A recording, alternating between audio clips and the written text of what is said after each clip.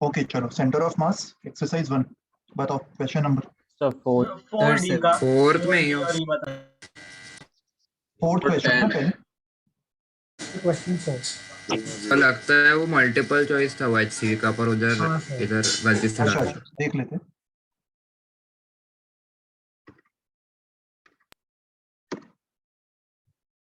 The center of mass of a system of particles is at the origin.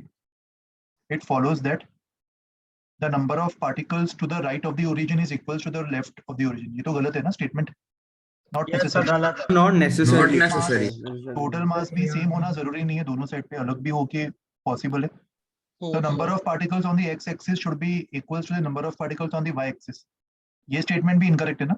Yes और it depends on their masses Yes, obviously And मास पे position. Depend करेगा for sure, अपन तो कुछ बोल नहीं should पाएंगे। भी लिखा है ना, If there is a particle on the positive x-axis, then there should be at least one particle on the negative x-axis. ये स्टेटमेंट चाहिए। यस सर, कॉम्पेंसेट करने के लिए गलत अगर है। एक पॉजिटिव पे हुआ तो एटलीस्ट एक नेगेटिव पे होना चाहिए, तो ऑप्शन हाँ, डी सर। करेक्ट होगा ना? Yes sir. ठीक है, किसी को डाउट है कोई पर्टिकुलर स्टेटमेंट में अभी भी? नहीं सर। तो बी वाला पीछे ई दिया हुआ है, लेकिन पीछे क्या दिया है आंसर?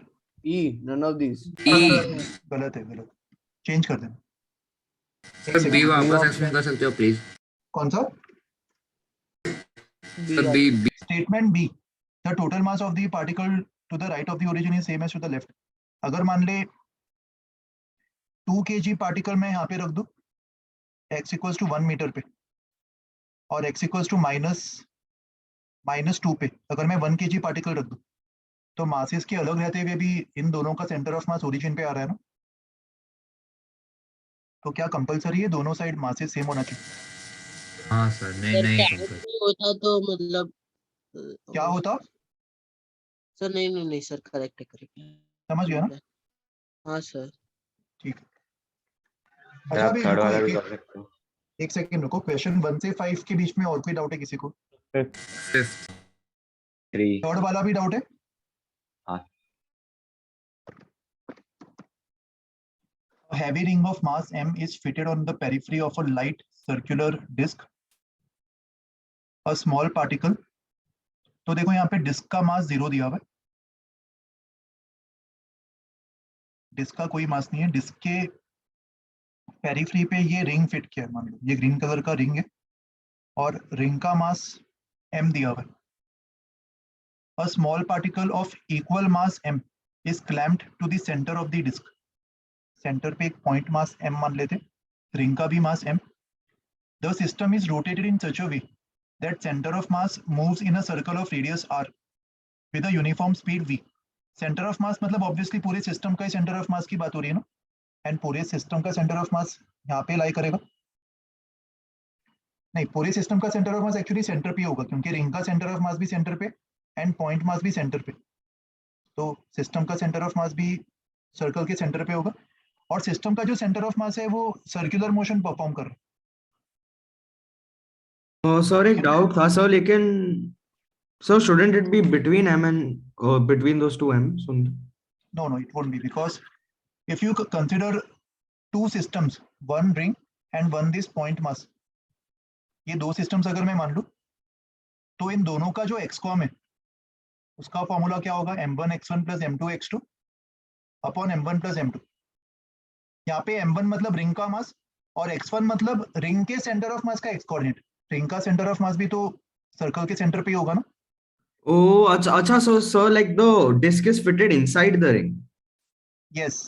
ओ अच्छा सर, मुझे लगा एक और छोटा disc- सा रिंग डाल दिया था बस बाहर है। नहीं, ये पूरा जो ग्रीन कलर का पेरिफेरी है वो एक रिंग है पूरा, और डिस्क का कुछ भी मास नहीं। तो देखो यहाँ पे सिस्टम का जो सेंटर ऑफ मास है उसका एक्सेलरेशन v²/r होगा towards the centre of whatever circle it is going in, right? तो पूरे सिस्टम पे जो फोर्स लग रहा होगा F external, F net on the entire system, इसको अपन क्या लिखते? Mass into total mass of this system into acceleration of the centre of मास। ये इक्वेशन लिखना सीखा होगा ना तुम लोगों ने सेंटर ऑफ मास टॉपिक में? यस। तो यहाँ पे पूरे सिस्टम का मास क्या होगा? 2m, और पूरे सिस्टम के सेंटर ऑफ मास का जो एक्सेलरेशन है वो क्या होगा? v²/r। दैट मींस पूरे सिस्टम पे जो एक्सटर्नल फोर्स लग रहा होगा वो 2mv²/r होगा। अपन खाली यही कमेंट कर सकते। तो कौन सा ऑप्शन मैच हो रहा है? Option C. सी। समझा? सर इधर बस ये कंफ्यूजन है कि Yes, मास sir. इक्वल से मतलब क्या है, like equal to what, to the ring और टू द डिस्क? किधर दिया हुआ है sir mass small equal particle of equal mass is clamped. Equal mass मतलब ऑब्वियसली रिंग का होगा ना, डिस्क तो मासलेस है, तो कुछ तो मास है ना उसका, तभी इक्वल मास की बात हो रही। तो रिंग के मास के इक्वल ही मान लो उसको, ठीक है। Okay sir. फिर नेक्स्ट कौन था, फिफ्थ? फिफ्थ में डाउट था किसी को? Yes sir.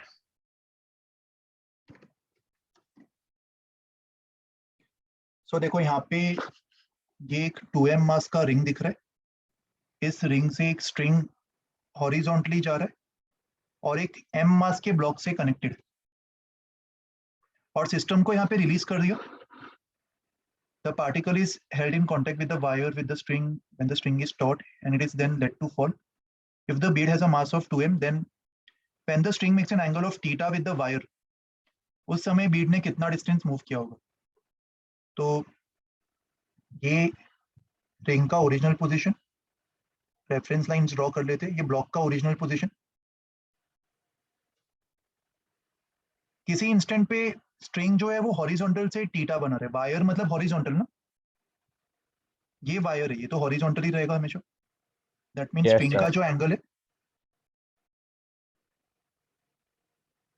स्ट्रिंग ऐसा बन गया होगा मान लेते, एंड करस्पॉन्डिंगली रिंग थोड़ा सा आगे चला गया होगा।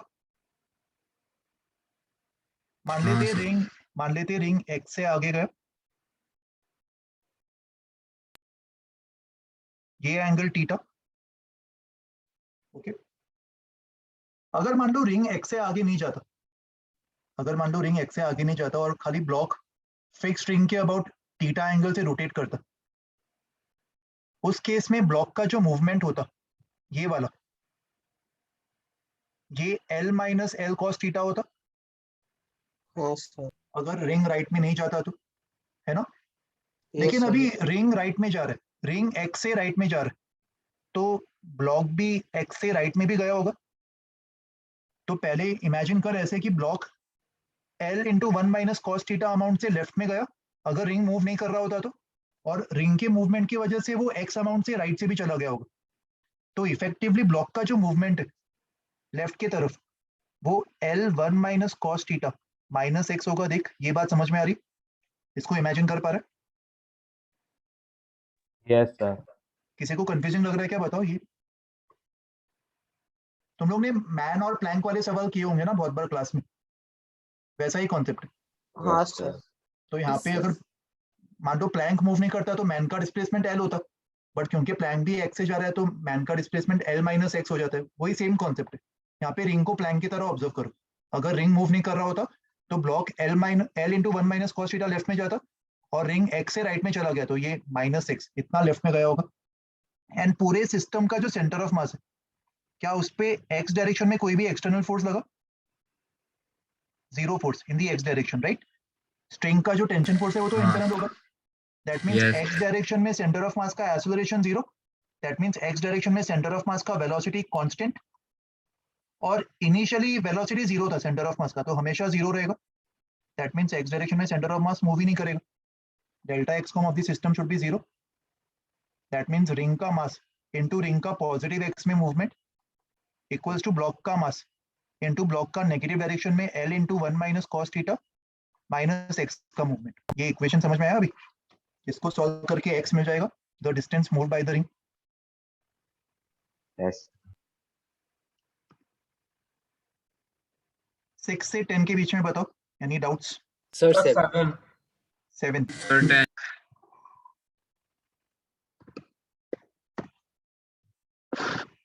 A dog weighing 5 kg is standing on a flat boat so that it is 10 meters from the shore.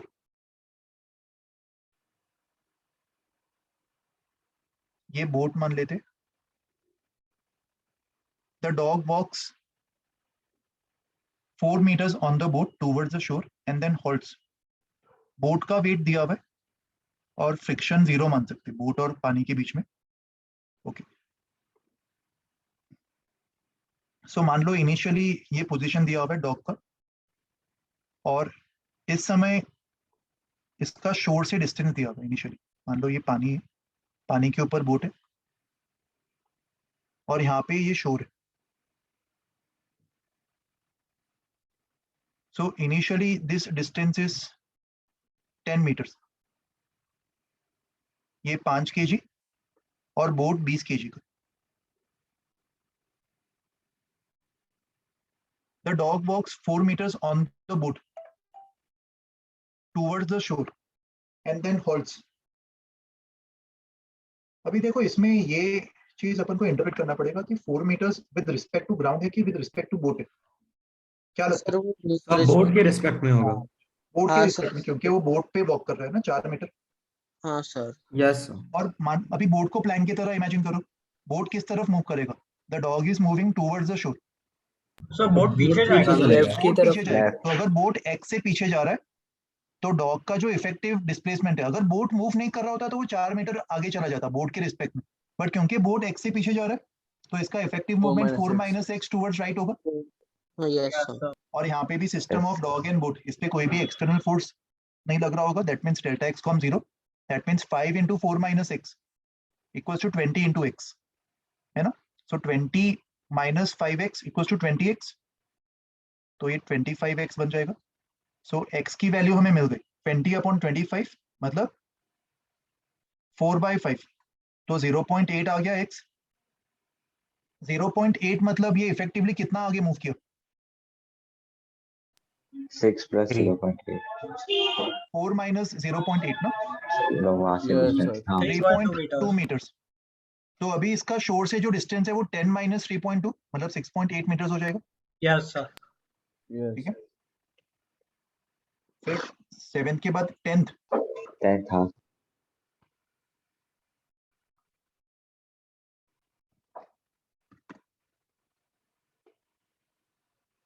A rope thrown over a pulley has a ladder with a man of mass m on one of its ends and counterbalancing mass capital M on the other end. So sir इसमें doubt था कि when they say counter balancing mass, does it mean that the thing is at rest and it's not accelerating? yes, if the thing is left by itself तो rest पे रहना चाहिए। Counter balance मतलब वो उसको balance कर रहा है। Okay sir. That means ladder का जो मास है वो capital M minus small m हो जाएगा। ये इनडायरेक्टली कन्वे कर रहे हैं ना। हाँ sir but I don't think उससे मतलब कुछ यूज होता है। अच्छा देख लेते हैं, ये मैन का मास स्मॉल m है और यहाँ पे counter balance capital M। The man climbs with the velocity of v relative to the ladder, ignoring the masses of the pulley and the rope as well as the friction of the pulley. The velocity of the center of mass of this system is, शायद फर्क पड़ेगा। देखो यहाँ पे ladder का तो मास अपन को लेना ही पड़ेगा ना, और ये small m minus capital M minus small m होगा। तो यहाँ पे लैडर का और काउंटर बैलेंस का जो स्पीड है वो सेम रहेगा। अगर मैं काउंटर बैलेंस का स्पीड ऊपर की तरफ कुछ अज्यूम करूं, लेट्स से v, तो लैडर का नीचे की तरफ v होगा, राइट? यस इसको सर। v1 मान लेते, v1 मान लेते ग्राउंड के रिस्पेक्ट में, और आदमी का स्पीड ऊपर की तरफ ग्राउंड के रिस्पेक्ट में v2 मान देते। और ये जो येलो कलर का स्ट्रिंग है इसका भी स्पीड लैडर जितना ही v1 नीचे होगा, तो आदमी का जो रिलेटिव स्पीड है वो v2 minus of minus v1 मतलब v2 प्लस v1 होगा, and this is given as vr, right? That means the velocity of man will be vr minus v1 in the upward direction। तो यहाँ पे vcom क्या होगा? Upwards positive मान लेते तो फॉर्मूला अप्लाई कर दो, summation mi vi upon summation mi, तो इसका capital M into plus v1, आदमी का small m into plus v2, and ladder का capital M minus small m into minus v1, and total mass क्या होगा? 2 times capital M, right? तो इसको simplify कर लो। नॉट श्योर कि अननोन्स बचेगा या हो जाएगा अपना काम इसी से, एक बार देख लेते। v1 प्लस m v2 हमें आंसर खाली वी के टर्म्स में चाहिए ना, तो V2 को VR माइनस V1 लिख देते। वैसे तो अननोन ज्यादा दिख रहे, बट लकीली शायद वो कैंसिल हो सकते, नहीं हुआ तो फिर कुछ और सोचना पड़ेगा।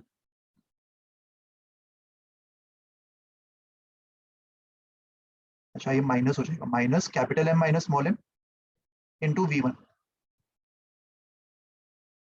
Upon 2 times capital M।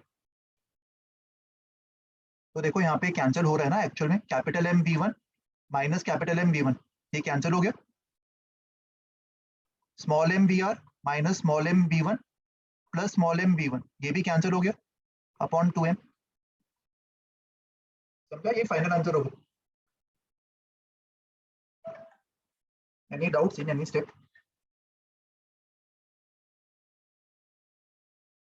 No sir. फिर नेक्स्ट डाउट बताओ 11 से 15।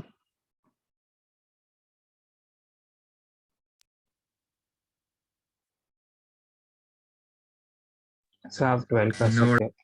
Sir, कौन सा 14. 12th? Yes Shell is fired from a gun with a muzzle velocity of u.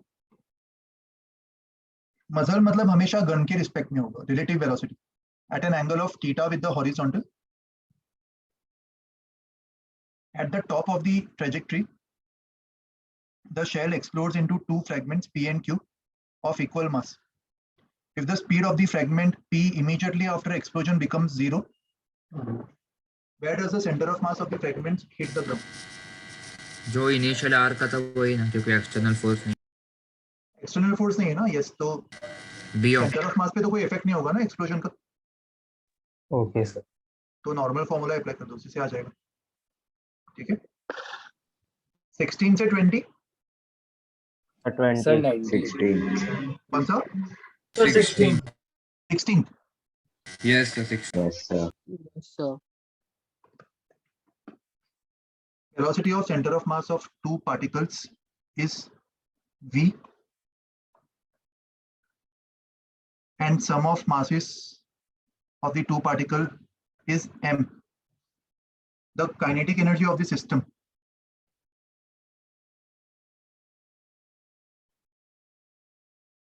देखो, kinetic energy of the system जो होता है उसको मैं kinetic energy of the system in the centre of mass frame plus half m total into WeCom का square, ये formula देखा है तुम लोगों ने पहले कभी? एक्चुअली ये फॉर्मूला रोटेशनल मैकेनिक्स में भी पढ़ा सकते हैं और सेंटर ऑफ मास में भी पढ़ा सकते हैं, तो नहीं देखा है तो डोंट वरी, रोटेशनल मैकेनिक्स में शायद तुम पढ़ लोगे, बट ये नहीं देखा है ना अभी तक? नहीं सर। नहीं सर। Yes, sir. ठीक है, डोंट वरी, ये रोटेशनल मैकेनिक्स में भी इसको यूज किया जाता है। तो अगर मान लो ये फॉर्मूला तुम्हें पता होता तो तुम देख पा रहे हो इस ये फॉर्मूला से कि जो सिस्टम का के होगा वो डेफिनेटली इस टर्म से बड़ा ही होगा या फिर इक्वल हो yes सकता है, sir बट उससे छोटा कभी नहीं हो पाएगा, राइट? Yes, sir. तो उससे Yes, कौन सा sir. ऑप्शन मैच होगा? So C or तो KCOM क्या आप वापस बता सकते हो? Kinetic energy of the system. देख, ये फॉर्मूला को एक एग्जांपल से मैं तुम्हें बता देता हूँ। मान लो m मास है, v स्पीड से जा रहा है, और ये 2m मास है और ये 2v स्पीड से जा रहा है। vcom कितना होगा? 4v/3 है ना? सर और 5v/3 no? Sorry 5v/3, correct. m1v1 plus m2v2 upon 3m, तो 5v/3।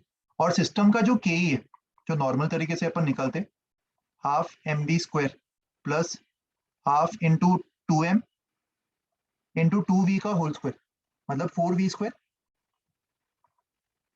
मतलब ये 9mv स्क्वायर बाई 2 हो जाएगा, है ना? ये रिजल्ट आना चाहिए सिस्टम का की। अभी सेंटर ऑफ मास के फ्रेम में पार्टिकल 1 एंड पार्टिकल 2, पार्टिकल 1 का स्पीड कितना है सेंटर ऑफ मास के फ्रेम में? -2v/3 तो -2/3u एंड पार्टिकल 2 का 2v माइनस 5v/3, तो v/3।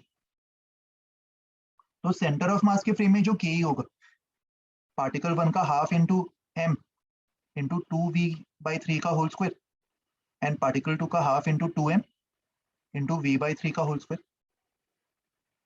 ये काइनेटिक एनर्जी सेंटर ऑफ मास के फ्रेम में होगा yes sir, and half into m total. What is m total? 3m into v com 5v/3 का होल स्क्वायर। ये वाला जो टर्म है वो इसके करस्पॉन्डिंग आ जाएगा। तो इसको ऐड करके तुम वेरीफाई कर सकते हो कि इससे ये दोनों को ऐड करने पर आंसर ये आ जाएगा। और इसका स्पेशल केस क्या होगा, अगर मान लो दोनों ही पार्टिकल सेम स्पीड से जा रहे होते, दोनों ही पार्टिकल सेम स्पीड से जा रहे होते, उस केस में k कॉम 0 हो जाता है, यस और नो? सेंटर ऑफ मास के फ्रेम से दोनों पार्टिकल रेस्ट पे होते यस सर। और तभी अपन के सिस्टम को इसके इक्वल लिख पाते। ये स्पेशल केस तो एटलीस्ट ऑब्जर्व कर पा रहे हो सब लोग? हाँ सर, हमें सिर्फ बताया था कि COM फ्रेम में काइनेटिक एनर्जी मिनिमम होती यस, सीओएम के फ्रेम में सबसे कम से कम एनर्जी दिखाई देगी, ठीक है, क्योंकि सीओएम के फ्रेम में ये वाला टर्म नहीं आएगा। K com plus half M total V com का स्क्वायर। ये नेक्स्ट टाइम से ये फॉर्मूला याद रखो, इससे तुम प्रूव कर सकते हो। है। ओके। फिर नेक्स्ट 20 से पहले और कोई डाउट? Say 20. 90. 18th भी बोला किसी ने? Yes, sir. 18th and 19th, okay. Two particles of equal mass have velocities 2i cap 2j cap। First particle का एक्सेलरेशन दिया हुआ है और सेकंड का एक्सेलरेशन 0। सो v कॉम कितना होगा? m1 v1 plus m2 v2 upon m1 plus m2। ये v com आ जाएगा ना? Yes, sir. And a com 3i cap plus 3j cap upon 2। तो देख यहाँ पे v कॉम वेक्टर और a कॉम वेक्टर का डायरेक्शन सेम है ना, और अगर इनिशियल वेलोसिटी और इनिशियल एक्सेलरेशन अगर पैरेलल हो गए तो उस केस में जो ट्रेजेक्टरी है वो स्ट्रेट लाइन होगा। Yes, sir. और अगर मान ले पैरेलल नहीं होते, एक्सेलरेशन वेक्टर कांस्टेंट होता but not parallel to initial velocity vector, उस केस में बात कैसा होता? पैराबोला, प्रोजेक्टाइल मोशन जैसा केस हो जाता वो, है ना? Yes, sir. Yes, sir. Yes. फिर 19th में देखो क्या पूछा, पार्टिकल का मास 2m तो- दिया हुआ है। यस बताओ। Sir sorry for interrupting Yes. Sir. 18th में जो मैंने किया था, मैंने एक्चुअली वो डिस्टेंस निकाला था पहले, मतलब टाइम, वो u s is equal to ut plus half at square से इक्वेशन बना के वो प्रूव हो गया था। Is that also correct? अच्छा, तुमने y in terms of x निकाल लिया होगा, ट्रेजेक्टरी का हाँ इक्वेशन। सर, हाँ सर, कर सकते हो, वो भी कर सकते हो, बट वो थोड़ा लेंथी पड़ गया होगा ना। हाँ सर। नेक्स्ट टाइम से you can save time and directly say that जब भी ऐसा कंडीशन तुम्हें दिखाई दे रहा है, यू कैन स्ट्रेट फॉरवर्ड से it's a straight line. Obviously बात है ना, ये अगर इनिशियल वेलोसिटी के पैरेलल होगा एक्सेलरेशन, दैट मींस जिस भी डायरेक्शन में इनिशियल वेलोसिटी है, क्या उस डायरेक्शन से सर। पार्टिकल कभी भी अपने पाथ से डिविएट हो पाएगा? नहीं सर। वो उसी लाइन के अराउंड चला जाएगा, तो डायरेक्टली तुम बोल सकते हो। यस तुमने जो किया वो भी सही है, बस थोड़ा लेंथी हो जाएगा, ठीक है। फिर 19 देखो, अभी 19th में टोटल मास दिया है, एंगल 45 दिया है, इनिशियल स्पीड ऑफ प्रोजेक्शन 20√2। एक सेकंड के बाद एक्सप्लोजन हो रहा है और पार्टिकल दो इक्वल पीसेस में ब्रेक हो गया, दोनों के मासेस सेम, और उसमें से एक रेस्ट पे आ गया। तो जो दूसरा है उसका ग्राउंड से मैक्सिमम हाइट कितना रहा होगा, ये हमें फाइंड करना है। तो देखो यहाँ पे हमें projectile motion, kinematics and centre of मास दोनों साथ में अप्लाई करना पड़ेगा। तो एक सेकंड के बाद पार्टिकल कहाँ पे होगा और उसका स्पीड क्या होगा, ये हमें पहले फाइंड करना होगा। कंपोनेंट्स इनिशियली दोनों 20-20 रहेंगे x और y में। मान लो point A is the starting point 45 degree पे। 45 डिग्री पे, करेक्ट। और ये 20 तो कभी चेंज नहीं होगा ना, ये तो सेम ही रहने वाला है। Yes, sir. एक सेकंड के बाद ये वाला जो 20 है वो 20 माइनस GT, मतलब 20 माइनस 10, ये 10 मीटर्स पर सेकेंड हो जाएगा। Yes, sir. तो पार्टिकल B पे कहीं तो होगा जहाँ पे उसका स्पीड ये होगा, कंपोनेंट्स, और साथ में हाइट भी निकाल लेते हैं, ये भी मैटर करेगा।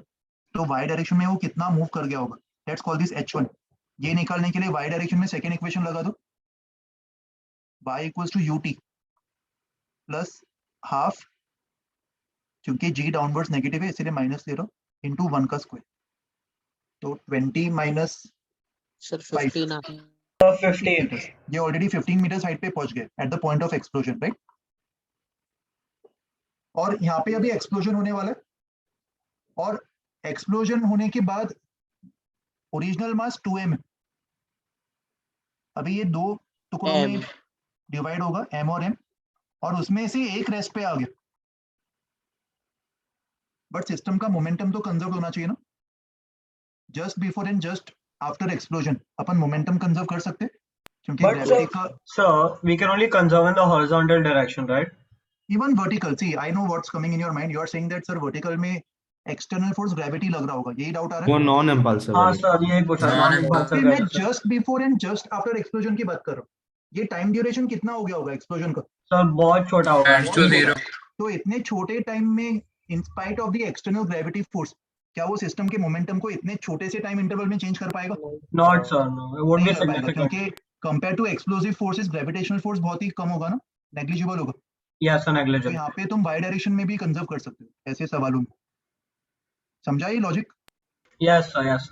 तो यहाँ पे वाई डायरेक्शन में इसका देखो, हाइट के लिए खाली वाई डायरेक्शन में वेलोसिटी मैटर करेगा ना, तो मोमेंटम कंजर्वेशन से अभी इसका 20 वाई में और एक्स में ये 40 हो जाना चाहिए।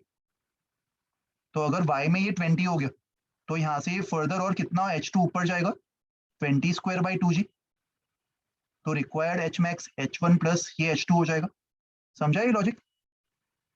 Yes sir. सर बताओ। सर हमने यहाँ पर ग्राउंड से कंजर्व नहीं किया मोमेंटम, क्योंकि ग्राउंड से लेकर और 1 सेकंड तक ग्रेविटी इंपल्सिव हो जाएगी वाई डायरेक्शन में, इसलिए ना। हाँ करेक्ट, इंपल्सिव नहीं बोलेंगे, बट फाइनाइट टाइम इंटरवल तक लग रहा होगा ना ग्रेविटी, तो हाँ। ए से लेके बी तक ग्रेविटी का रोल नेग्लिजिबल नहीं होगा। तो Gravity इसीलिए would हमने have वो 20। contributed in changing the momentum in the y direction, क्योंकि 1 second is not a very small time interval, right? Yes sir, no doubt. Okay, thank you. Then 20 से 25 The 20. Sir can you solve 20? उसमें B part आ गया था, लेकिन I don't know how to disprove D part. अच्छा, Yes, 20. दो particles का equal मास है, they are projected from the ground, velocities v1 v2, angles दिया हुआ है, the center of mass of the two particles। हाँ सर, D कौन से ऑप्शन में डाउट है? Sir B part is the correct part, और वो प्रूव हो गया था if you take a special case, ठीक है। लेकिन डी पार्ट नहीं, आई डोंट नो हाउ तो टू देखो, डिस्प्रूव। अभी अपने थोड़ी देर पहले ही डिस्कस किया था कि हाँ सर, कोई भी parallel। पार्टिकल अगर स्ट्रेट लाइन में मूव करना चाहता है तो initial velocity of that particle, in this case the particle is centre of मास, तो सेंटर ऑफ मास का इनिशियल वेलोसिटी अगर उसके एक्सेलरेशन से पैरेलल हो गया तभी अपन बोल सकते हैं com is going in a straight line, yes sir. Right? और ए कॉम तो जी डाउनवर्ड्स होगा ना, दोनों पार्टिकल का एक्सेलरेशन जी डाउनवर्ड्स, तो ए कॉम भी जी डाउनवर्ड्स होगा। Yes sir. अच्छा, by parallel I also mean anti parallel, वो भी चल जाएगा। हाँ Right? सर, हाँ सर। तो यहाँ पे जो इनिशियल वेलोसिटी होगा, अगर उसका मैं एक्स कंपोनेंट कैंसिल करवा दूं, खाली वाई कंपोनेंट अगर एग्जिस्ट करेगा तो अपन बोल सकते हैं डायरेक्टली कि centre of mass straight line में जा रहा होगा, एंड एक्स कंपोनेंट को कैंसिल करवाने के लिए ये दोनों कंपोनेंट्स इक्वल एंड ऑपोजिट होने चाहिए, क्योंकि मासेस सेम है। यस सर, समझा अगर समझा। मासेस अलग होते तो ये कंडीशन होता है m1 v1 cos theta 1 equals to m2 v2 cos theta 2। तो इससे ऑप्शन डी डिस्प्रूव हो गया ना, कोई भी वैल्यू नहीं चलेगा, only those values which satisfy this condition, तभी अपन बोल पाएंगे। यस सर, समझा। Thank you. फिर नेक्स्ट सवाल बताओ। सर 24। 21. 21। 24. हाँ, इसके बाद देखते हैं 24। देख, यहाँ पे बड़ा वाला शेल है जिसका मास 4m है, और उसपे छोटा शेल है जिसका मास m, रेडियस 6r और r, और अरेंजमेंट का डायग्राम दिया हुआ है। The x coordinate of the centre of the shell and the smaller sphere reaches the other extreme position। देख, स्मॉलर स्फीयर जब यहां से दूसरे एक्सट्रीम पे जाएगा, मतलब यहां तक पहुंचेगा,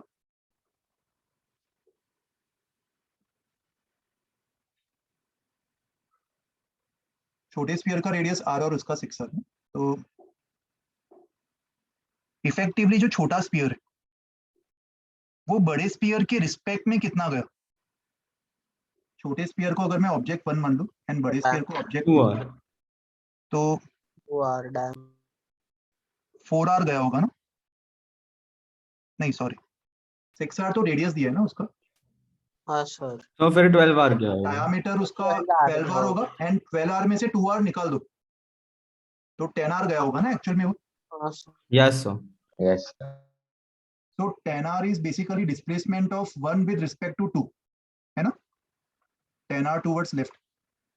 और अगर बड़ा स्पीयर में अज्यूम करूं कि वो x से राइट में जा रहा है तो छोटे स्पीयर का जो एक्चुअल डिस्प्लेसमेंट है वो 10r minus 10r x left की minus तरफ हुआ होगा एंड बड़े स्पीयर का x राइट में, तो m1 x1 equals to m2 x2 से आ जाएगा अभी आंसर, Yes, हाँ sir. सिमिलर टू प्लैंक वाला सवाल है ना।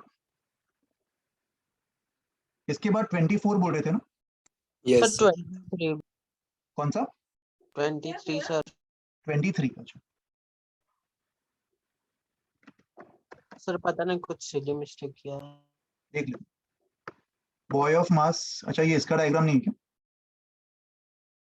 हाँ बॉय नहीं ऑफ सर, ये मास दूसरे वाले क्वेश्चन 24th क्वेश्चन का डायग्राम दिया ठीक है। है ठीक, 60 kg का बॉय 40 kg के प्लेटफॉर्म पे खड़ा है, he throws a stone of mass 1 kg, sorry फिर सर। सर सर आ गया सर। समझ सर गया चलो। मिस्टेक, हाँ सर हाँ। ठीक है कोई बात नहीं। 24th block of mass m slide, अच्छा ये इसका डायग्राम है क्या,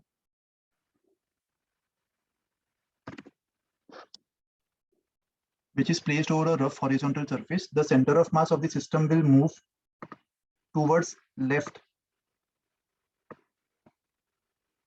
if mu is the coefficient of friction between the wedge and the ground। देखो यहाँ पे अगर तुम कैपिटल M और स्मॉल m इन दोनों को एक सिंगल सिस्टम मानते हो, इन पे एक्सटर्नल फोर्स x डायरेक्शन में कौन लग सकता है, friction.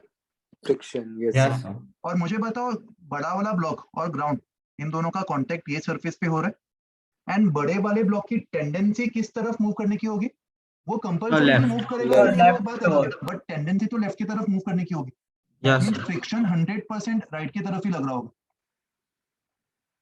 We are yes not concern about whether ये फ्रिक्शन ब्लॉक को बैच को रोक पाएगा कि नहीं, उसकी अपन बात ही नहीं कर रहे, अपन खाली ये बोल रहे हैं कि जो एक्सटर्नल फोर्स फ्रिक्शन है वो डेफिनेटली राइट पे लग रहा होगा। क्या इसके लेफ्ट में लगने की कोई भी चांस है, नहीं नहीं sir. Sir. No chance.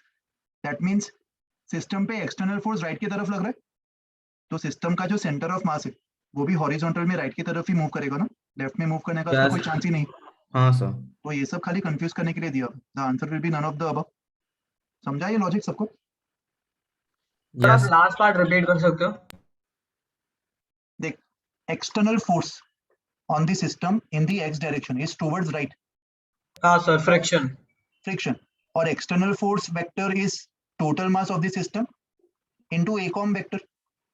Yes sir. तो अगर एक्सटर्नल फोर्स हॉरिजॉन्टल में राइट की तरफ है तो ए कॉम वेक्टर भी हॉरिजॉन्टल में राइट की तरफ ही होना चाहिए ना, हाँ sir, yes sir, yes sir. ठीक है। फिर नेक्स्ट डाउट बताओ, 25 से 30 के बीच में कोई डाउट? 30. 29 सर। 29, 29. 28. अच्छा 28 देख लो पहले।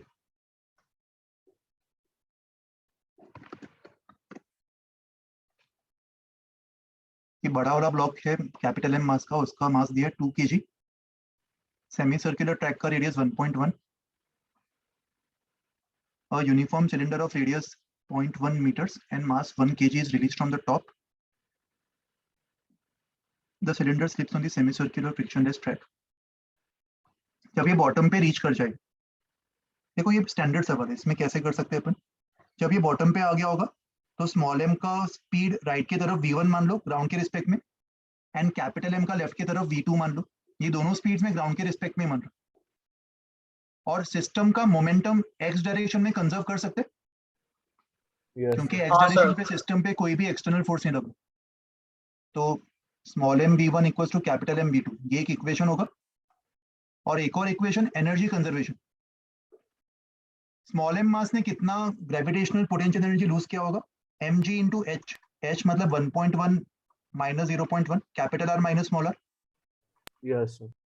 and this will be equal to the gain in kinetic energy of the system, which will be half m v1 square plus half capital M v2 square. तो दो इक्वेशंस और दो अननोन्स v1 v2 निकाल लोगे. Yes, sir. हो गया. 29 भी doubt था किसी का? Yes, sir. Yes, sir. A gun fires a bullet as shown in the figure.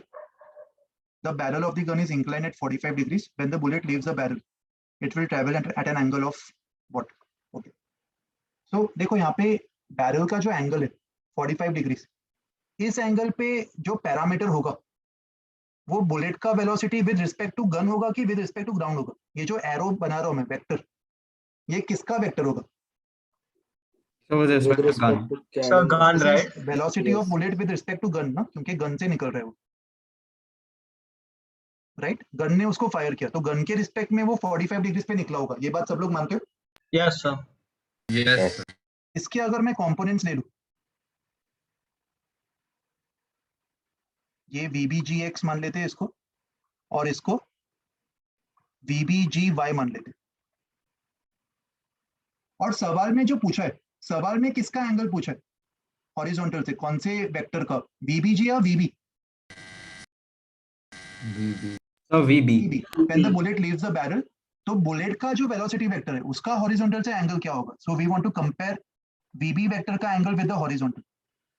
ये थीटा जो है वो 45 के इक्वल, उससे बड़ा या फिर उससे छोटा, ये हमें फाइंड करना है. और मुझे बताओ जो बैरल है वो किस तरफ रिकॉइल करेगा? So पीछे की तरफ. Left. पीछे की तरफ. दिस इज, इसको एक्चुअली गन मान लेते हैं, वेलोसिटी ऑफ गन, ये लेफ्ट की तरफ होगा. दैट मींस वाई डायरेक्शन में तो गन मूव नहीं कर रहा ना, तो वाई डायरेक्शन में VBG और VB एग्जैक्टली सेम होंगे. बुलेट का जो वेलोसिटी है, एक्चुअल वेलोसिटी, वाई डायरेक्शन में तो मैं सेम VBG मान सकता हूँ ना, VBGY. ये बात समझ पा रहे हो सब लोग? लेकिन गन का रिकॉइल तो टेढ़ा होगा ना? So will it be according to that slanting, the recoil? The Yes, gun is sir, and placed the on the gun can ground ना, वो rotate. ग्राउंड को चीरते हुए अंदर थोड़ी चला जाएगा. ग्राउंड उसको नीचे जाने से रोकेगा ना. क्या गन नीचे जा पाएगा टेढ़ा? नहीं, sir. तुम सही सोच रहे हो, उसकी टेंडेंसी ऐसे जाने की होगी, मगर ग्राउंड भी तो उसके कुछ भी- इंपल्स लगा रहा होगा. ग्राउंड उसको सर वर्टिकल, लेकिन रिकॉइल का डेल्टा टी मतलब नेग्लिजिबल हो सकता है ना, अब क्या टाइम नेग्लिजिबल हो इंटरवल, सकता है? Time interval. Time interval negligible होगा, बट क्या रिकॉइल स्पीड नेग्लिजिबल होगा? नहीं, नहीं, recoil काफी अगर बड़ा मास होगा. बहुत ज्यादा हो तो नेग्लिजिबल हो सकता है, बट कुछ तो होगा. हाँ जीरो सर. तो नहीं होगा. गन रोटेट नहीं करेगा ना? सर वो व्हील्स पे गन रोटेट नहीं करेगा ना? नहीं नहीं, यहाँ पे रोटेशनल इफेक्ट नहीं देखते तुम लोग ने रोटेशनल मैकेनिक्स अभी तक स्टार्ट भी नहीं किया है, तो वो सब चीजें मत सोचो. नॉर्मल सिंपल सा केस है, ये विजुअलाइज कर पा रहे हो? गन, तुम लोग ये सही सोच रहे हो कि इसकी टेंडेंसी इस तरफ जाने की होगी, मगर ग्राउंड को चीरते हुए तो नहीं जा पाएगा ना वो अंदर. हाँ, ग्राउंड sir. उसका vertical Yes, sir. Motion restrict कर देगा, एंड इफेक्टिवली गन खाली लेफ्ट की तरफ रिकॉइल करेगा. ये बात समझ में आई? Yes, sir. Yes sir. तो गन के रिस्पेक्ट में जो बुलेट का वेलोसिटी है वाई डायरेक्शन में, वाई डायरेक्शन में तो वो उसका एक्चुअल वेलोसिटी मान सकते हैं अपन, क्योंकि वाई में तो गन मूव ही नहीं कर रहा. हाँ, sir. कोई इफेक्ट नहीं होगा. एंड एक्स डायरेक्शन में बुलेट का जो एक्चुअल वेलोसिटी है उसको मैं लिख सकता हूँ velocity of bullet with respect to gun plus velocity of gun vector. ये लिख सकता हूँ. रिलेटिव मोशन Yes, वाला sir. जो इक्वेशन है उसको यस सर. रीअरेंज कर दिया टर्म्स को, और वेक्टर फॉर्म में ऐड कर रहा हूँ. तो एक्चुअल फॉर्म में ये VBG माइनस VG हो जाएगा, क्योंकि VG लेफ्ट की तरफ है. तो बुलेट का जो एक्स डायरेक्शन में कंपोनेंट होगा वो ओरिजिनल से कम हो गया होगा ना. यस, का एंगल बढ़ जाएगा. यस, अगर और ये कंपोनेंट अगर कम हो गया तो इफेक्टिवली जो वेक्टर है वो y के तरफ रोटेट हो जाएगा, तो x के साथ उसका एंगल बढ़ जाएगा. ये इमेजिन कर पा रहे हो? Yes sir. सर एक्सप्लेन कर सकते हो वापस? हाँ देख, एक बार वापस एक्सप्लेन कर रहा हूँ. ऐसे इमेजिन कर, मैं यहाँ पे कुछ वैल्यूज के साथ तुझे एक्सप्लेन कर देता हूँ. तो या पैरेललोग्राम लॉ ऑफ एडिशन से एक छोटा सा वेक्टर भी अगर आप लेफ्ट की तरफ बनाओगे तो फिर इफेक्टिवली तो फिर वो ऊपर ही रहेगा ना 45 डिग्रीज के. करेक्ट. मान ले इनिशियली एंगल कितना है? 45. तो 10 मीटर्स पर सेकेंड एंड 10 मीटर्स पर सेकेंड. ऐसी रैंडम एग्जांपल दे रहा हूँ. ये कौन से कंपोनेंट्स है, किसके कंपोनेंट्स है ये? VB या VBG? VBG VBG VBG के कंपोनेंट्स है ना, और जो VG के कंपोनेंट्स होंगे वो ऊपर तो सेम रहेगा 10, लेकिन नीचे X कम में ये कंपोनेंट छोटा हो गया होगा ना, X में जो VB है वो VBG से कम हो गया, तो मे बी वो 10 का 8 हो Yes, गया होगा yes. अगर गन 2 से रिकॉइल कर रहा है तो इस केस में तू देख पा रहा है ये एंगल जो होगा वो बढ़ जाएगा, yes sir ये 45 है तो ये 45 से बड़ा होगा, बस यही लॉजिक टेस्ट कर रहे हो लोग, समझ में आ गया अभी? हाँ सर 30 भी कर सकते हो प्लीज। तो 30 है तो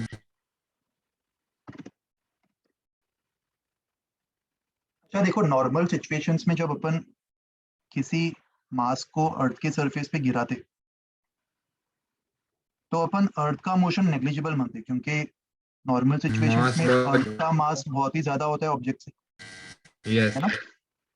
बट एक्चुअल में अगर तुम ये ऑब्जेक्ट और अर्थ इसको अगर तुम कंसिडर करोगे तो ये दोनों ही एक दूसरे पे फोर्स लगा रहे हैं ना, यस ग्रेविटेशन का अट्रैक्टिव फोर्स, और सेम फोर्स लगा रहे होंगे, तो अगर ये सिचुएशन नहीं हुआ और अगर मासेस कंपेरेबल हुए तो अकेला स्मॉल एम मूव करेगा या स्मॉल एम और अर्थ दोनों मूव करेंगे?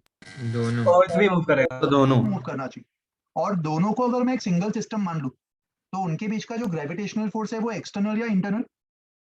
इंटरनल फोर्स बन जाएगा, दैट मींस दोनों को अगर मैं सिस्टम अज्यूम करता हूं तो इस सिस्टम पे there is no external force, that means इस सिस्टम का मैं मोमेंटम भी कंजर्व कर सकता हूं।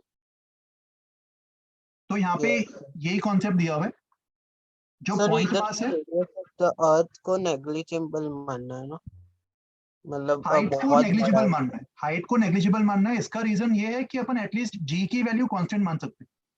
हाँ ये सर कंडीशन जी से वो लोग ने हमारा काम आसान कर दिया और बोला कि जी कांस्टेंट ले लो, हाँ क्योंकि सर जी अगर मान हाइट लो से हाइट वेरी भी कंपेरेबल होता तो उस केस में जी कम होते जाता, जैसे जैसे तुम आउटर स्पेस में चले जाओ बहुत ही ज्यादा हाइट पे, तो हाँ जी की सर वैल्यू भी कम होती जाएगी ना।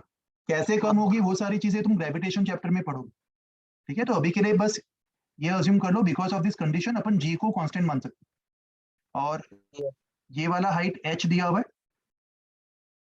और हमसे पूछा है कि जब ये अर्थ को हिट करेगा उस समय ब्लॉक का स्पीड क्या होगा। तो नॉर्मल काइनेमेटिक्स में तो अपन ये करते थे √2gh, बट वहां पे अर्थ का स्पीड अपन नेग्लिजिबल मानते थे, बट क्योंकि यहाँ पे अर्थ भी मूव करेगा अपन कौन से दो इक्वेशंस अप्लाई करेंगे? यहाँ पे कितने मोमेंटम अननोन्स एंड रहेंगे? Energy conservation yes, momentum and energy, दो अननोन्स होंगे, पार्टिकल का भी कुछ स्पीड होगा एंड अर्थ का भी कुछ स्पीड होगा।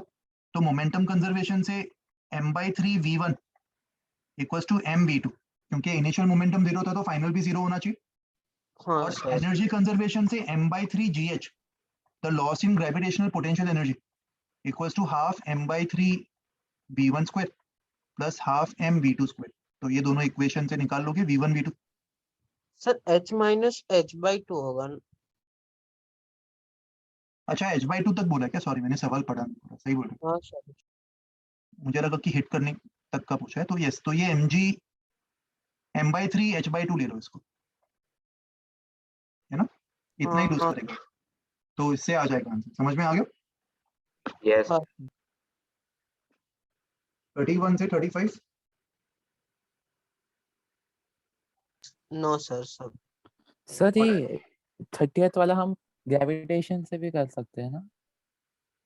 ग्रेविटेशन में भी यही कॉन्सेप्ट लगाना पड़ेगा तुम्हें जो हमने अभी किया, momentum conservation and energy conservation, ठीक है? ये सर क्योंकि बस मैंने वो ग्रेविटेशन, अगर तुम ग्रेविटेशन टॉपिक पढ़ लोगे तो उससे एक फायदा होगा कि ये रेस्ट्रिक्शन अगर नहीं भी दिया होता, अगर h कंपेरेबल टू r भी हाँ होता तो फिर तुम भी वो हो जाता। हाँ सिचुएशन भी सॉल्व कर पाते ग्रेविटेशन के नॉलेज से, ठीक है? वो आगे तुम सीखोगे।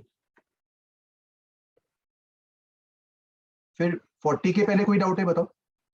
So 36. 36 ही बोल रहे हो ना? Yes Yes, sir. Stationary body है, initial momentum 0, mass is m1 m2। Sir इसमें एनर्जी ऑफ द एक्सप्लोजन मतलब इनिशियल काइनेटिक एनर्जी ना? इनिशियल तो 0 था ना, फाइनल काइनेटिक एनर्जी, अच्छा हाँ इनिशियल तो सर वही। स्टेशनरी था, हाँ सर सॉरी। तो बस फाइनल के ही निकाल लो, हो जाएगा उससे, देख यस सर। Yes, sir. हो जाएगा ना, ठीक है? Sir, if it hadn't been given that they are initially stationary, then energy of explosion is difference or just the final kinetic energy? They would have specified to be exact.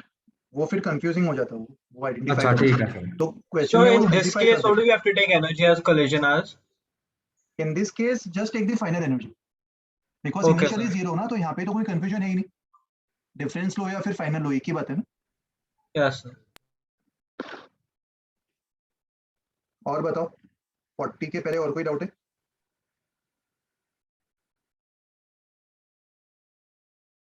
यहाँ तक attempt नहीं हुआ है क्या सबका? Doubts कम हो गए इसलिए पूछ रहा 42 और 43 में 43 हो गया तो है। हूँ। इजी थे बेटा। 43 So 43 42 sir. भी 42 एंड 43 ये दोनों ही देख लो साथ में।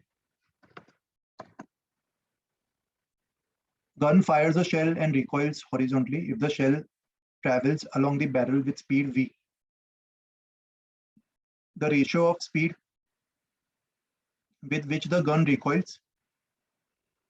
In the first case, if the barrel is horizontal. देखो फर्स्ट केस में अगर मान लो गन का ये बैरल हॉरिजॉन्टल होता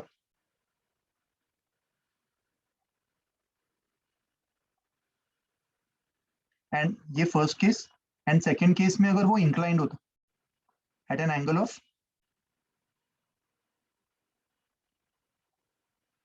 30 डिग्रीज, ये second case.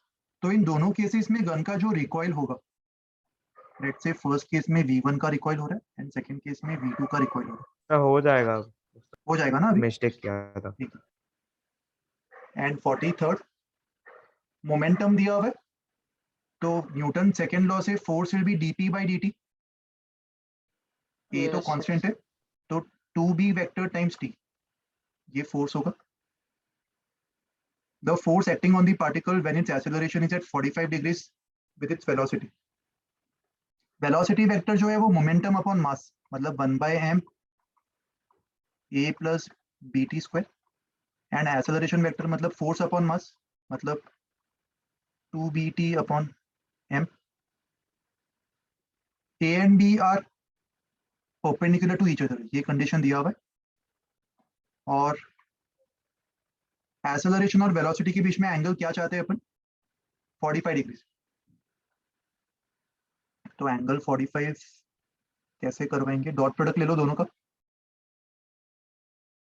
acceleration dot velocity will be sir magnitude of actually acceleration. ऐसे कुछ तो आता है, इफ यू डू इट ऐसे ग्राफ, मतलब ऐसे ज्योमेट्रिकली किया तो फिर ऐसे कुछ तो आता है कि अलोंग वाई एक्सिस ही आ जाता है कुछ तो, वैसे याद नहीं आ रहा है लेकिन अच्छा सा आ जाता है फिर। कोई और तरीका यूज किया होगा, इससे तो लग रहा है कि कैलकुलेशन थोड़ा कॉम्प्लेक्स जा रहा है ना ये तरीके से। तो हाँ, और कोई बेटर तरीका तुमने यूज किया क्या?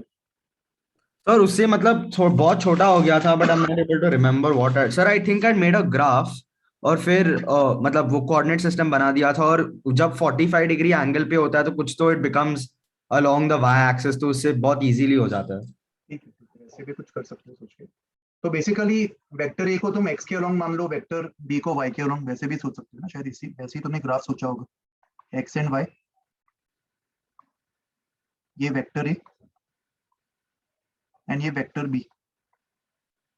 तो एक तरीके से तुम देख सकते हो कि t इक्वल्स टू 0 पे momentum vector is along vector a along the x axis, और जैसे जैसे टाइम बढ़ेगा मोमेंटम y के तरफ इंक्लाइन होते जा रहा है क्योंकि उसका y कंपोनेंट बढ़ते जा रहा है। इमेजिन कर पा रहे हो? t बढ़ेगा तो b के अलोंग फैक्टर बढ़ते जाएगा। Yes. ऐसा ही कुछ सोचा था? हाँ सर ऐसे ही किया था, ऐसे ही किया हाँ, था। Very good very good. तो ये p वेक्टर, और जो एक्सेलरेशन वेक्टर है वो तो प्योरली b के तरफ ही होगा। एक्सेलरेशन वेक्टर तो अपना डायरेक्शन चेंज नहीं कर रहा ना। Yes sir. That means 45 degrees angle कब होगा? जब ये दोनों ही कंपोनेंट सेम हो जाए।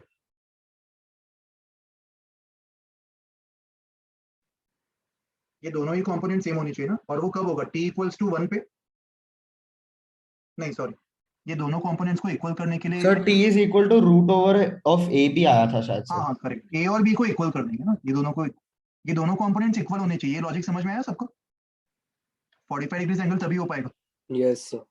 तो दोनों के मैग्नीट्यूड्स को इक्वल कर दो, ए का magnitude equals to b t square, तो t under root of a by b आ जाएगा, सही बोल रहे? तो बस ये टी की वैल्यू डाल दो इसमें, तो एक्सेलरेशन भी मिल जाएगा, राइट? Yes sir. ठीक है, फिर नेक्स्ट बताओ। 50 के पहले कोई doubt?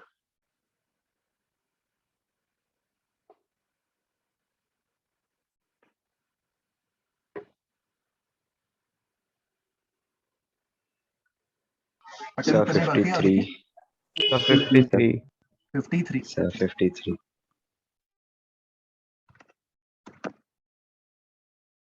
Two billiard balls of the same size and mass are in contact on the billiard table. Third ball of the same size and mass strikes them symmetrically and remains at rest after the impact. The coefficient of restitution between the ball is. So देखो यहाँ पे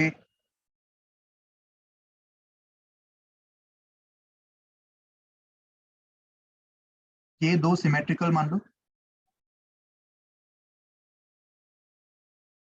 and third ball symmetrically strike करेगा ना इससे, size भी same दिया हुआ है, दैट मींस जब थर्ड बॉल कांटेक्ट में आएगा, सर सिमेट्रिकली स्ट्राइक का क्या मतलब हुआ, कैसे करेगा? बता रहा हूँ। सिमेट्रिकली मतलब ऐसा नहीं होगा, मतलब इससे पहले किया फिर उससे बाद में किया, दोनों को एक साथ स्ट्राइक कर, ये सिमेट्री का मतलब। ये इमेजिन कर पा रहा है, ये बॉल ऐसे आया हाँ और एक साथ स्ट्राइक कर गया, ठीक है? हाँ मान लेते हैं कि अप्रोच स्पीड तो नहीं बोलेंगे इसको, यू स्पीड से आ रहा था वो, तो यहाँ पे सबके सेंटर्स को अगर मैं ज्वाइन कर दूं तो एक इक्विलैटरल ट्रायंगल बनता हुआ दिख रहा है। Yes sir. Yes, sir. Let me name the balls, ball A, ball B and ball C. और अप्रोच जो था, बॉल ए का जो वेलोसिटी था वो हॉरिजॉन्टल था, तो ए और सी का अगर मैं कोलिजन देखता हूँ, ए और सी के कोलिजन में जो वेलोसिटी ऑफ अप्रोच होगा उसके लिए मैं अलोंग दी नॉर्मल कंपोनेंट ले लूंगा ना, एंड नॉर्मल मतलब दोनों स्फीयर्स के सेंटर्स को ज्वाइन करने वाला लाइन।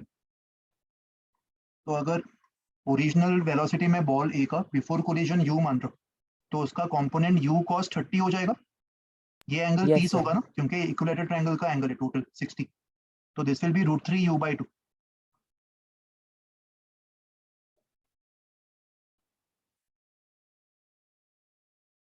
और वेलोसिटी ऑफ सेपरेशन ये कैसे निकालेंगे? बाय सिमेट्री में बोल सकता हूँ ये दोनों बॉल्स बी और सी, ये लोग ने सेम वेलोसिटी एक्वायर कर लिया होगा, हाँ sir, and their x components of the momentum cancel out each other. By component. अच्छा हाँ सर, मैंने दूसरा तो कोऑर्डिनेट इनिशियल से सिस्टम equal बनाया होगा, था। ठीक है, दैट इज ओके। तो फाइनल स्पीड अगर मैं इनका v डैश मान लूं तो ऑटोमेटिकली y कंपोनेंट तो कैंसिल हो ही जाएगा, मोमेंटम कंजर्वेशन y में तो ऑटोमेटिकली सेटिस्फाई हो गया ना, a का भी मोमेंटम y में 0 था और b और c का भी कंबाइंड मोमेंटम y में 0 आ रहा है, तो x डायरेक्शन में मोमेंटम कंजर्व करो। बिफोर कोलिजन a का मोमेंटम m इंटू यू था, and after collision m b dash cos 30 in plus m b dash cos 30, मतलब 2 times m b dash cos 30। तो यहाँ से v डैश हमें u/√3 मिल जाएगा, और ये v dash he velocity of separation का काम कर रहा होगा, राइट? क्योंकि a तो रेस्ट पे आ गया, and along the normal ball b और बॉल c इतने स्पीड से सेपरेट हो रहे होंगे, so coefficient of restitution will be velocity of separation u/√3 upon velocity of approach √3u/2, तो इससे 2/3 आ जाएगा आंसर। समझ में आया सबको? सर आपने v डैश कौन से डायरेक्शन में लिया है, मतलब? v dash along the common normally possible है ना, हाँ yes sir yes. Ball B को जो भी इंपल्स मिला होगा बॉल ए से वो इसी कॉमन नॉर्मल के अलोंग ही मिला होगा, तो बॉल बी का वेलोसिटी इसी तरफ पॉसिबल है, and Yes, sir, similarly yes, sir. Ball C का भी इसी तरफ पॉसिबल होगा, समझो? Yes sir. तो v डैश का जो हॉरिजॉन्टल से एंगल है वो भी 30 डिग्री होने वाला है, तो इसीलिए x डायरेक्शन में अपन मोमेंटम इजीली कंजर्व कर पा रहे हैं, एंगल्स पता है हमें, ठीक है? और कोई डाउट है किसी को भी इस सवाल में? नेक्स्ट सर 57 सर तो 50 55 आप बता सकते हो एक बार? 55 54 भी किसी ने बोला क्या? सर 50 नहीं सर 57 55 एंड 57 एक So 55 55 का solution ऑनलाइन देखा था. Over here, like we have to consider those inclined planes to have only a limited length, right, sir? yes yes they have clearly mentioned ना 4h and h अच्छा, okay sir, fine. तो हो जाएगा ना फिर हाँ प्रोजेक्टाइल सर, फिर हो जाएगा. मुझे डाउट है सर इसमें। सर सर हेड आउट है डाउट, चलो देख लेते हैं। देखो यहाँ पे बॉल ए 4h हाइट गिर के आया ना, तो बॉल ए का कोलिजन से पहले जो स्पीड है वो 2g 4h का अंडर रूट होगा, है ना? Yes and sir ball B का 2gh अंडर रूट, जी ये स्पीड होगा। यस एंड कोलिजन के बाद बॉल ए और बॉल बी अपने वेलोसिटीज इंटरचेंज कर लेंगे क्योंकि सेम मास है और इलास्टिक कोलिजन दिया हुआ। ये समझ में आया? यस यस सर तो इतने स्पीड के साथ बॉल ए जब लेफ्ट वाले इंक्लाइन पे चढ़ेगा, लेफ्ट वाला इंक्लाइन का कोई रेस्ट्रिक्शन नहीं होगी इस पे क्योंकि ये तो 4h हाइट तक जा रहा है और बॉल ए इतने स्पीड के साथ h हाइट तक ही चढ़ पाएगा। Energy Yes, conservation sir. से प्रूव कर सकते हैं। हाँ सर हो जाएगा। हाँ सर हो अभी जाएगा हो ना सर? हो जाएगा किसी को डाउट है अभी? नहीं सर बस इसमें एक चीज का ध्यान रखना कि बॉल भी जब राइट वाले इंक्लाइन पे जाएगा तो उसके टॉप तक जो वेलोसिटी है वो निकाल लो एंड उसके बाद ऐसे इमेजिन करो कि इसको 60 डिग्रीज हॉरिजॉन्टल से प्रोजेक्ट किया गया, तो ये आगे प्रोजेक्टाइल मोशन परफॉर्म करेगा और इसके टॉप पे जो भी स्पीड आ रहा होगा दैट स्पीड का स्क्वायर बाय 2g, इतना फर्दर वो हाइट कवर करेगा। h2 will be v square by 2g और v एनर्जी कंजर्वेशन से निकाल सकते हो यहाँ से लेके यहाँ तक। सो बॉल बी का जो टोटल हाइट है वो h प्लस h2 हो जाएगा। ठीक है, इस बात का ध्यान रखना। इसके आगे तो Yes. करीब लोगे ना सर? यस सर सर इस क्वेश्चन में एक सर कॉन्सेप्चुअल डाउट था हाँ बताओ। कि सर जैसे जो बॉल बी है उसकी ओरिजिनल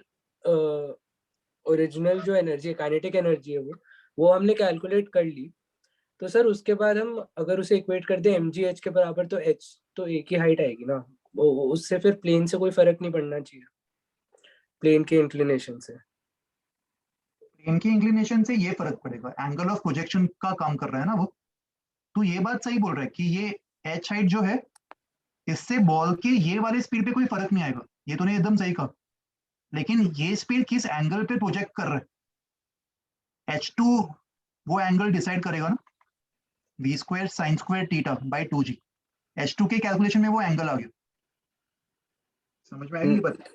नहीं सर, मैं ये कह रहा हूँ कि जब मतलब जो हाइट मैक्सिमम जो हम निकालेंगे उस वक्त सर काइनेटिक एनर्जी 0 होगी ना? नहीं होगी, नहीं होगी जीरो, क्योंकि प्रोजेक्टाइल मोशन जा रहा है ना ये, एंड अच्छा प्रोजेक्टाइल हाँ मोशन ठीक में है ठीक है ठीक है, मैक्सिमम समझ हाइट पे गया। के जीरो नहीं होता, हॉरिजॉन्टल रह जाता है। यस सर यस समझ आ गया? हाँ सर। फिर नेक्स्ट बताओ। 57 और सर 58 58 57 57 and 58. ओके। सर 57 में आंसर 1.5 आ रहा है लेकिन पीछे 3 दिया है। हाँ सर सबको ये इशू आ रहा है क्या? देख लेते हैं। तो 3 नहीं सर मुझे करेक्ट आया।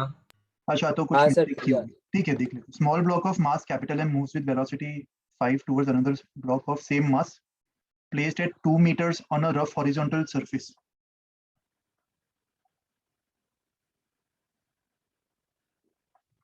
दो मीटर की दूरी पर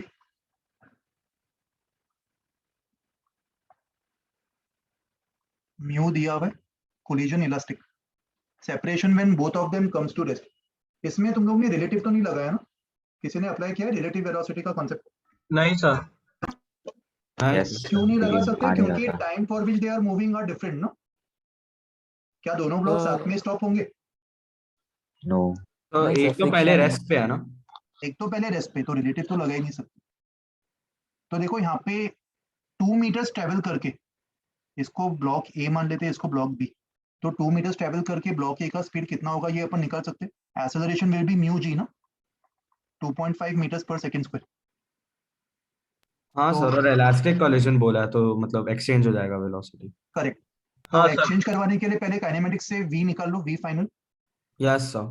sir, at 2 meters. Correct. Acceleration will be minus 2.5 meters per second. So v square equals to u square plus 2 into a, which is minus 2.5 into s, which is 2.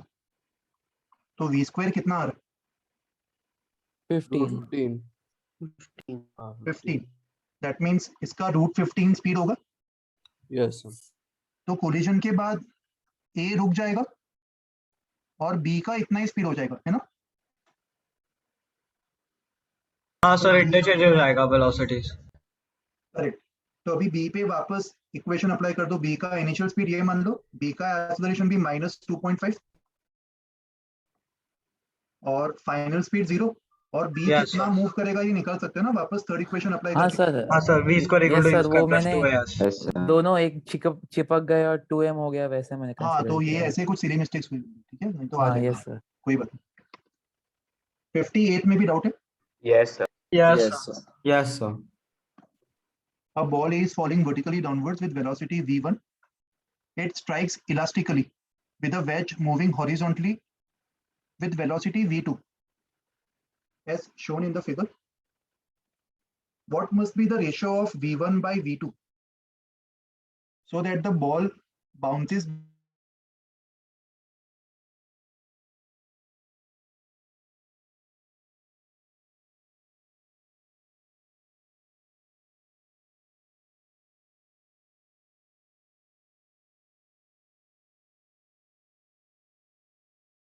Sir आपकी आवाज नहीं आ रही.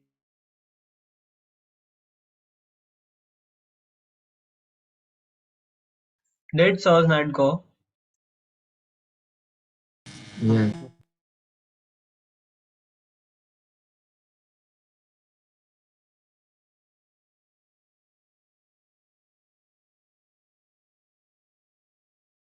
Hello, मेरी आवाज आ रही? yes Yes. sir. अच्छा sorry, disconnect हो गया था. मैंने कहाँ लूज किया तुम लोग को? ये क्वेश्चन समझ में आ गया? सर आप वापस नहीं बोल सर, सकते एक बार वापस बता एक बार सकते देख, वापस क्वेश्चन को रीड कर लेते हैं, मुझे समझा ही नहीं कब डिस्कनेक्ट हो. यहाँ पे बॉल जो है वो v1 स्पीड से वर्टिकली स्ट्राइक कर रहा है. ये v1 ग्राउंड की रिस्पेक्ट में, है ना? हाँ Yes. Sir. With respect to ground. और वेज का वेलोसिटी v2 कांस्टेंट है. वेज को एक मासिव ऑब्जेक्ट की तरह ट्रीट करो, तो वेज का ये v2 वेलोसिटी तो कभी चेंज होगा ही नहीं ना. इवन आफ्टर कोलिजन ये v2 ही रहेगा. Yes, sir. एंड कोलिजन के बाद बॉल का जो मूवमेंट है वो वेज के रिस्पेक्ट में वर्टिकली अपवर्ड्स है. अभी समझ में आया स्टेटमेंट सवाल का? वेज के रिस्पेक्ट में बॉल वर्टिकली जा रहा होगा ऊपर. So they should both have the same horizontal velocity. Yes, तो with respect to ground they should have the same horizontal velocity. अभी इस सवाल को कौन से फ्रेम से सॉल्व करना ज्यादा आसान होगा, ग्राउंड फ्रेम से या वेज फ्रेम से? After collision we know that wedge के फ्रेम से वो वर्टिकली ऊपर जा रहा है. तो आफ्टर कोलिजन की अगर बात करते हैं तो वेज के फ्रेम से उसका वेक्टर ड्रॉ करना ज्यादा आसान होगा ना. हाँ सर. अगर मान लो कोई ऑब्जर्वर वेज के ऊपर ही बैठा है, इस ऑब्जर्वर को लग रहा होगा कि कोलिजन के बाद बॉल ऐसे ऊपर चला गया, ये ऐसे दिख रहा होगा ना इसको. And collision is Yes. Perfectly elastic. और इस ऑब्जर्वर के अकॉर्डिंग वेज का वेलोसिटी कितना? What will he say about the wedge? Wedge is at rest, क्योंकि वेज की फ्रेम में है ना वो. जिसको भी अपन फ्रेम ऑफ रेफरेंस मानते हैं उसका वेलोसिटी अपन एटलीस्ट उस फ्रेम में 0 मान सकते हैं. ये काम Yes. अपना आसान हो गया वेज का फ्रेम चूज करने पर. वेज का मूवमेंट अपन 0 मान सकते हैं. तो वेज के रेस्ट पे रहते हुए इसको लग रहा है कि after collision ball green vector के अलावा मूव कर रहा है vertically upwards. And collision is perfectly elastic. Elastic collision जो है उसमें अपन एक रे के तरह लॉज ऑफ रिफ्लेक्शन अप्लाई कर सकते हैं. अगर इलास्टिक कोलिजन होता है तो सेम एंगल पे वो रिबाउंड करता है. ये पता है लॉजिक सबको? हाँ sir. yes Yes, sir. sir. तो यहाँ पे भी अगर मान लो इलास्टिक कोलिजन हो रहा है तो इस पे रे ऑप्टिक्स का कॉन्सेप्ट लगा दो. कोलिजन से पहले ये वाला जो वेक्टर होगा इसका एंगल ग्रीन वाले वेक्टर जितना ही होना चाहिए, मतलब ये दोनों एंगल सेम होने चाहिए. और ये जो पर्पल वाला वेक्टर है वो कौन सा वेक्टर है? Velocity of ball with respect to ground या with respect to wedge? Before With collision. respect to Wedge. wedge. with respect to wedge. This is velocity of ball with respect to wedge before collision. समझा? और Yes, ये sir. वाला angle कितना दिया हुआ है? ये 30 डिग्री दिया हुआ है. ये 30 मतलब ये भी 30 ही होगा ना? 30 degrees. Yes, sir. That means this is also Yes, 30 sir. degrees. That means जो given पर्पल कलर का वेक्टर है उसका एंगल वर्टिकल से 60 होगा.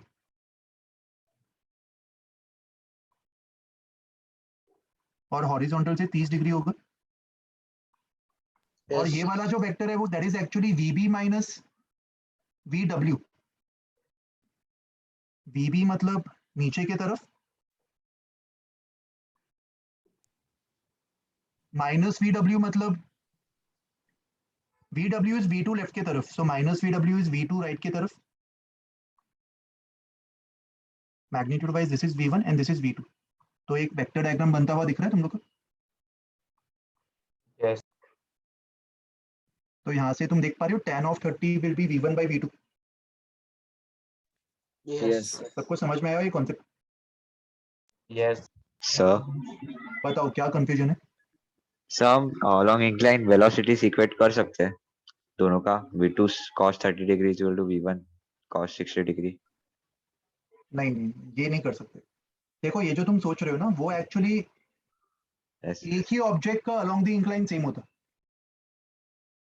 मतलब अगर मान ले एक फिक्स्ड इंक्लाइन होता, इंक्लाइन वेज, और बॉल इसको हिट कर रहा है, हिट करके रिबाउंड कर रहा है, तो इसी बॉल के जो components of velocities along the incline होते हैं उसको अपन इक्वेट करते हैं.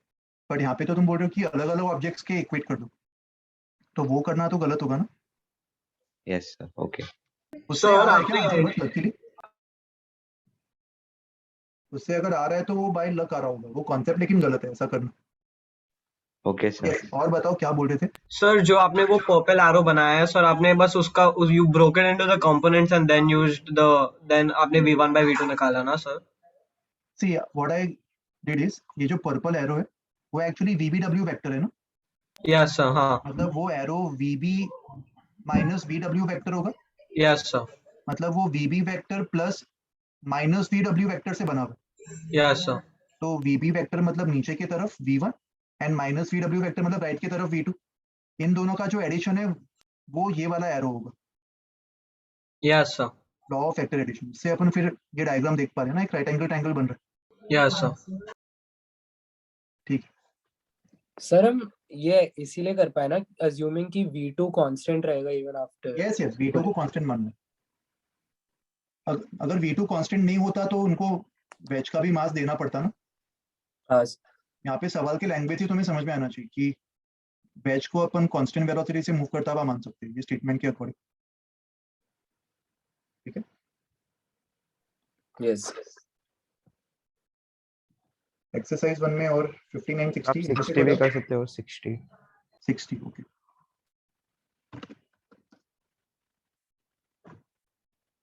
Ball is projected from O 20 meters per second, angle दिया हुआ है. At highest point of its trajectory it strikes a smooth plane of inclination 30 degrees. ये डायग्राम मिसलीडिंग है ना थोड़ा. हाईएस्ट पॉइंट मतलब यहाँ पे इसका वेलोसिटी हॉरिजॉन्टल होना चाहिए. स्ट्राइक करने से पहले इसका वेलोसिटी कितना होगा? 20 cos 60 मतलब 10 meters per second Yes. Before striking. और स्मूथ सरफेस है एंड कोलिजन परफेक्टली इनइलास्टिक है. सो आफ्टर स्ट्राइकिंग ये वाला जो कंपोनेंट है ये 0 हो जाएगा और ये वाला कंपोनेंट जो भी था वो अनचेंज रहेगा, है ना. मतलब 10 cos 30 5√3 meters per second. ये आफ्टर स्ट्राइकिंग बस यही बच जाएगा ना. और ये वाला जो हाइट है ये प्रोजेक्टाइल का H max होगा और इसके ऊपर वो फर्दर और कितना हाइट जाएगा अलोंग द इंक्लाइन, वो 5√3 का स्क्वायर बाय 2g आ जाएगा H2 by energy conservation. H1 is H max, तो टोटल हाइट मिल जाएगा ना H1 प्लस H2. समझो? Yes sir. ठीक है. सो देखो HCV के मैं ट्राई करूंगा कि ये वीक नहीं तो फिर नेक्स्ट वीक तक मैं अपलोड कर दूं. ठीक है. और तुम लोग भी बुकलेट चालू रखो तो नेक्स्ट वीक में अपन आगे की एक्सरसाइज भी डिस्कस कर लेंगे, ठीक है? आज नहीं सर आपका ही होगा ना नेक्स्ट वीक भी? हाँ, अभी पैटर्न जो चल रहा है पिछले 1-2 हफ्तों से तो लग तो ये रहा है, मेरा ही होना चाहिए, देखते, ठीक है? सर आप Yes, sir, रिकॉर्डिंग thank के भेज देना ग्रुप पे। रिकॉर्डिंग हाँ भेज दूंगा, चलेगा, ठीक है? Bye sir, yes sir, thank thank you sir, bye sir. Take care, bye.